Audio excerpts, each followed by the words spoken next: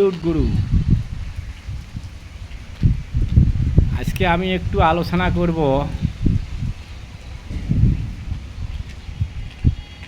সংসদ সদস্য বন্ধুদেরকে নিয়ে।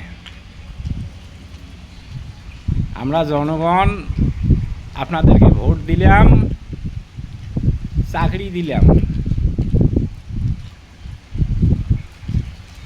সংসদ সদস্য যারা হয়েছেন তাদেরকে বেতন দেওয়া হয়। সেই বেতনে আমার মনে হয় না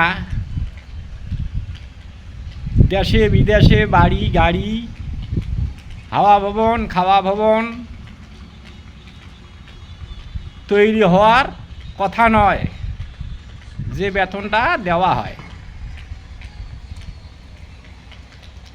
কিছু কিছু যেটা দেখা যাচ্ছে,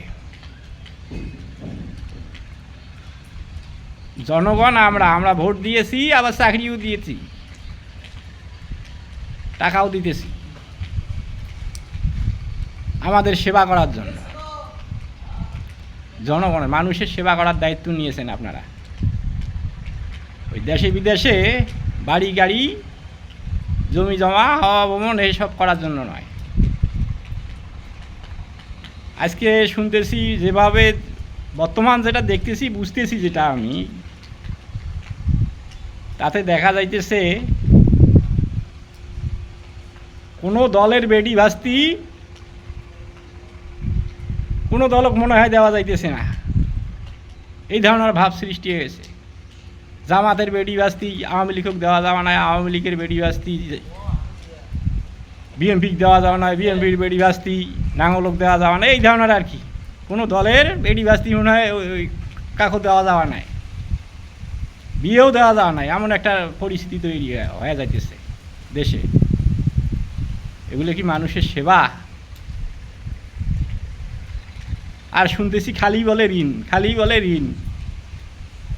বিদেশে বিদেশে ব্যবসা করবেন আপনারা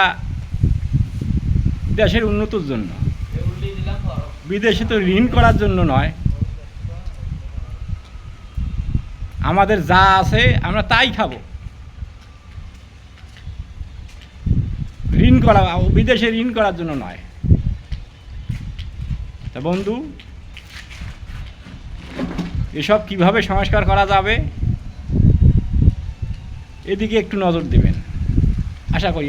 আমরা সাধারণ, আমি জনগণ, আমি সাধারণ জনগণ প্রার্থনা করতেছি আপনাদের কাছে।